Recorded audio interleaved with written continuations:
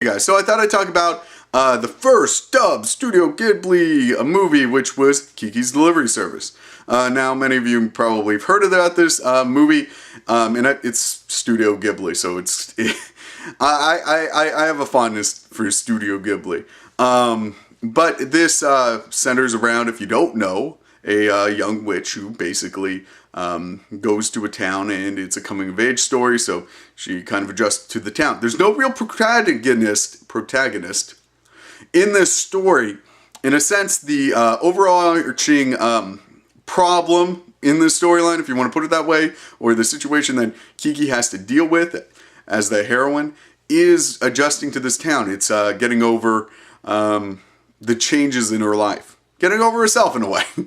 And all these characters are drawn in classic Studio Ghibli fashion. The animation is spot on, though some of the characters, because it's older animation, they're not as diverse.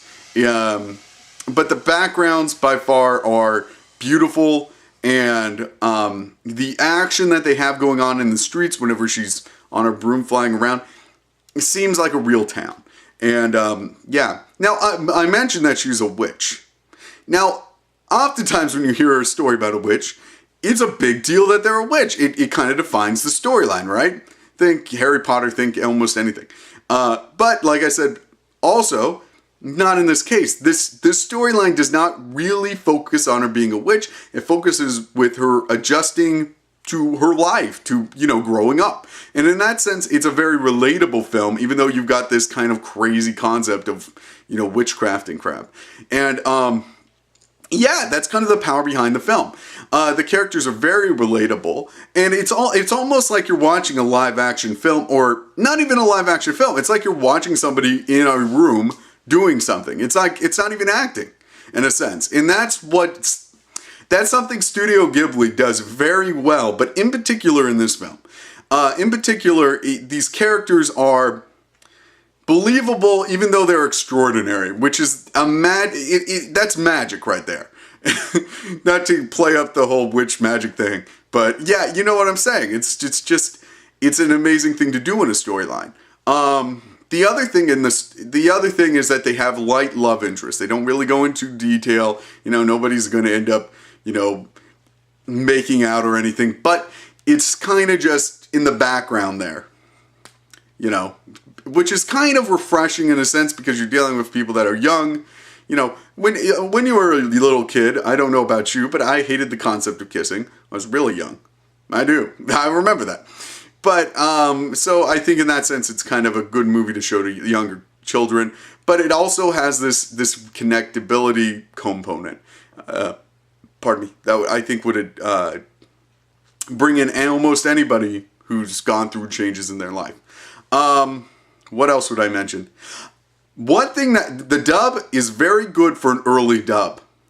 Now, I'd say that it's good enough that it doesn't really bother me. I don't get bugged by dubs very often. So, I'm not a very, if you're picky on dubs, maybe you'd have a problem with this. Frankly, I didn't. I think something that's interesting, that's different between the dubs and the subs, is the use of silence. In the Japanese subs, there are moments where, Kiki's moving wood and stuff, doing mundane tasks, but they don't have any music in the background. The whole focus of the scene is on her, chopping wood or doing whatever she's doing, okay? In the English dub, they don't have that. In the English dub, they add background music. Background music's not bad, but it takes away from the essence, I think, that the movie was trying to bring, and it's a very human element to have virtual silence in a film. And it's, in that sense, like I said, it's one of those things that Studio Ghibli does very good, that they're taking something that's extraordinary and attaching it to the mundane. And by doing that, it becomes a lot more real than, Harry Potter in a sense. Now, this movie is aimed for children. There's no doubt about that, I think.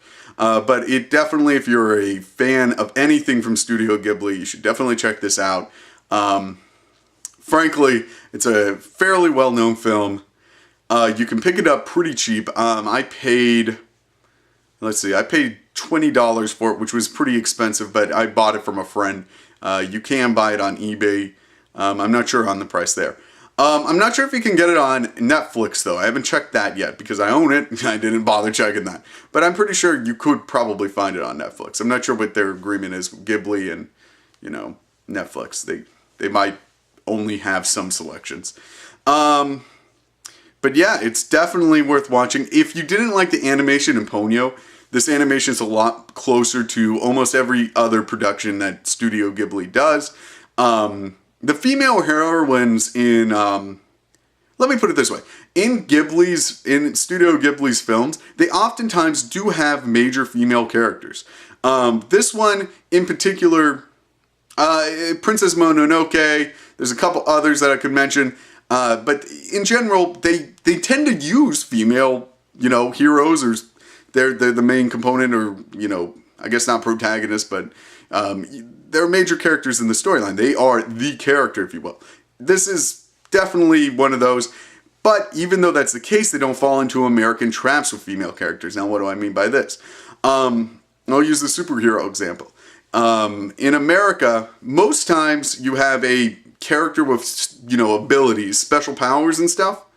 In America, if they're, you know, a woman or a female, woman or female, I guess this is the same thing, they usually have they don't have any flaws.